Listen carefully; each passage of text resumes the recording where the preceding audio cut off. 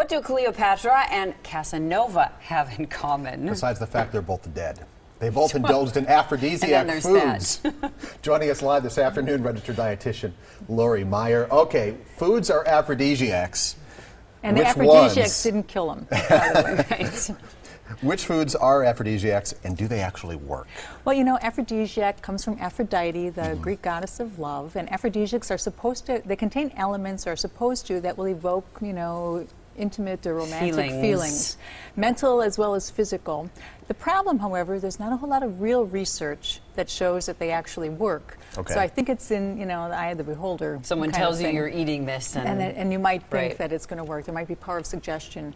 But with that said, there are some foods that have, throughout the centuries, have had some aphrodisiac type qualities. And the number one is the chocolate, which you've already tasted. How you feeling over there? Huh? Well, you didn't warn us that there was cayenne pepper. Well, some of them have chocolate. cayenne because you get the double hit of cayenne and spices with the chocolate is actually going to increase the feelings. But there are actual chemicals in chocolate. Phenylethylamine and serotonin, both feel-good chemicals. Phenylethylamine, the chemical your brain produces when you fall in love.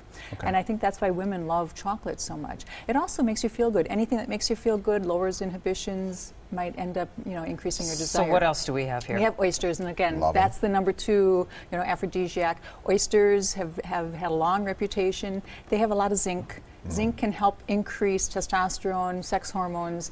You know, they can be potentially beneficial. They just recently found out they contain a D-aspartic acid, which could actually help the body release more hormones. So again, there could be some validity to it. However, you know, there's no real research. How many do you have to eat in order to get some real benefit? Honey, this is an interesting story.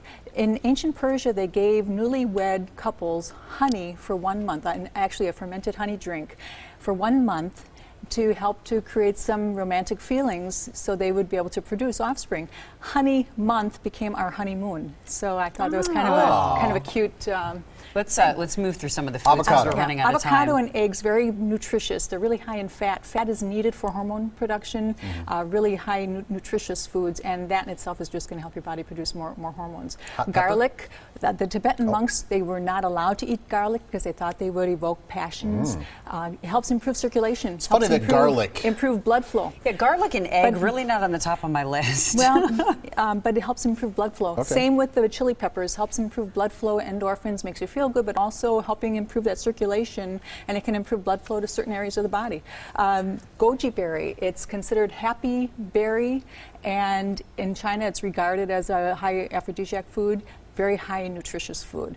And I think what most of these things, and then the spices, they're finding that the aroma as well as the benefit, I think what most of these have in common, they're really nutritious foods. And ancient times, diets were not that good. And I think that if you had one of these foods, you actually got some nutrients in your body, you felt better, you might be able to perform better. Lori, thank you. Got a question for our expert? Yeah. Email them, ask the expert. That's what I was going to say. Do the rest then. WTMJ4.com. You can also